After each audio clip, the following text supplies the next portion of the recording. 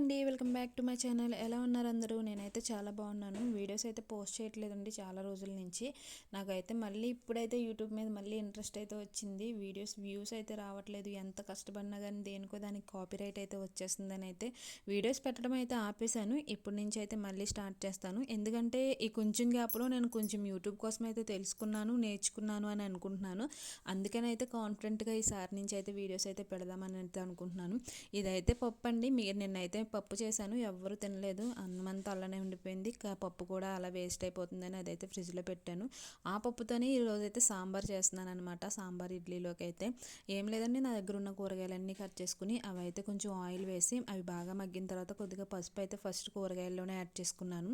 అవి కొంచెం మగ్గిన తర్వాత అయితే చింతపండు పులుపు వేసి అది బాగా మరిగిన తర్వాత ఫ్రిడ్జ్లోంచి తీసిన పప్పు అయితే వేసాను. వేసి తగినంత ఉప్పు, కారం, పసుపు అయితే వేసుకుని బాగా మరగబెట్టాను.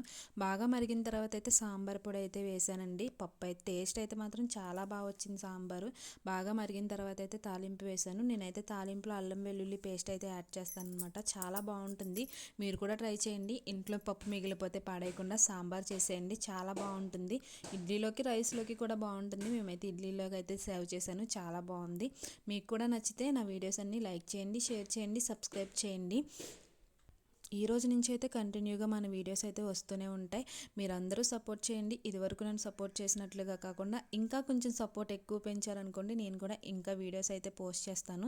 అలాగే ఆ రోజు నేను వేసుకున్న డ్రెస్ అయితే ఆ రోజు వీడియో తీయడానికి ఎవరు లేరని నేను ఒక చేత్తో ఫోన్ పట్టుకుని ఒక చేత్తో వీడియో తీయడమే సరిపోయింది. ఆ రోజైతే ఈ డ్రెస్ వేసుకున్నాను.